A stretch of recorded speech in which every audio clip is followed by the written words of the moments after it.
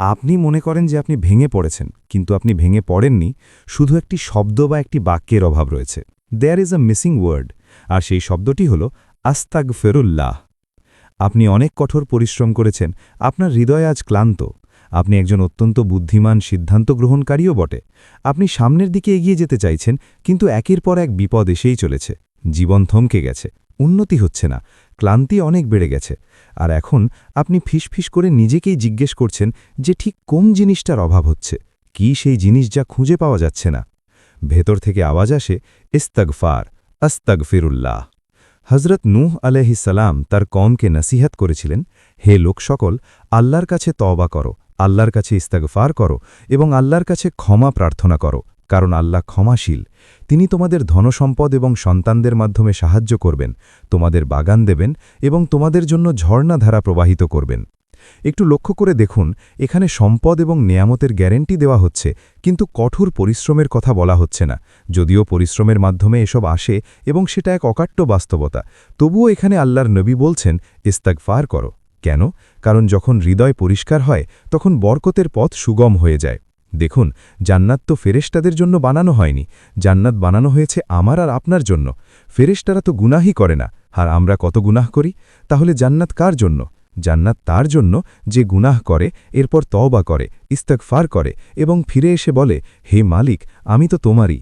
কারণ যারা নেককার মানুষ, তাদের কাছে তো নেকির বিশাল পাহাড় থাকে। তারা হয়তো নিজেদের নেকির পাহাড়ের জোরে কোনো দাবি করে বসতে পারে, কিন্তু একজন গুনাহগারের কাছে কি থাকে? সে যখন আঘাত পায় তখন সে ফিরে দেখে যে মালিক, তুমি ছাড়া তো আমার আর কেউ নেই। আমার আমলনামার অবস্থা তো আমিও জানি, তুমিও জানো। তখন রবের রহমত অবতীর্ণ হয় যে, হে বান্দা, তুই শুধু আমার সাথে সম্পর্ক রাখ। তাওয়াক্কুল এবং কানায়াতের সম্পদ অর্জন করুন, আল্লাহর সাথে সম্পর্ক মজবুত করুন। এই কথাটি মেনে নিন এবং বুঝে নিন যে আল্লাহর সাথে সম্পর্ক গভীর করা অত্যন্ত জরুরি একটি বিষয়। It's very important. নবী পাক সাল্লাল্লাহু আলাইহি ওয়াসাল্লাম দিনে ১০০ বার ইস্তিগফার করতেন। আমাকে বলুন, তিনি তো সাইয়্যিদুল মাসুমিন, নিষ্পাপদের সর্দার। তার যদি দিনে ১০০ বার ইস্তিগফার হয়, তবে মনে রাখবেন, ইস্তিগফার মানে শুধু গুনাহের তওবা নয়, এটি মর্যাদা বা মাকামও বুলন্দ করে। এটি আল্লাহর সাথে সম্পর্ক মজবুত করে এবং আল্লাহকে সব সময় স্মরণ রাখে। আজ আমার কাছ থেকে এই কথাটি নিয়ে যান এবং নিয়ত করে নিন, কমপক্ষে দিনে ১০০ বার ইস্তিগফার করবেন। আল্লাহর সাথে সম্পর্ক দৃঢ় করুন। যখন ইস্তিগফার করবেন, তখন অন্তর পরিষ্কার হবে, সব বাধা সরে যাবে এবং সাফল্যের পথ উন্মুক্ত হবে। ইস্তিগফার শুধু ক্ষমার জন্য নয়, বরং এটি বন্ধ দরজাগুলোও খুলে দেয়। You think that you have been forgotten. আপনি ভাবছেন আপনাকে ভুলে যাওয়া হয়েছে। আপনি বিস্মৃত হননি। আপনার হাতে কিছু দেওয়ার আগে দেখা হচ্ছে আপনার অন্তর পরিষ্কার কিনা।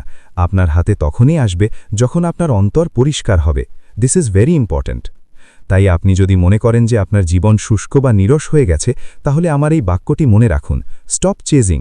পেছনে ছোটা বন্ধ করুন, থামুন এবং ফিরে আসুন। থামুন এবং আল্লাহর দিকে রুজু করুন। আসুন আমরা সবাই মিলে ৩ বার ইস্তিগফার পড়ি। আস্তাগফিরুল্লাহ, আস্তাগফিরুল্লাহ, আস্তাগফিরুল্লাহ।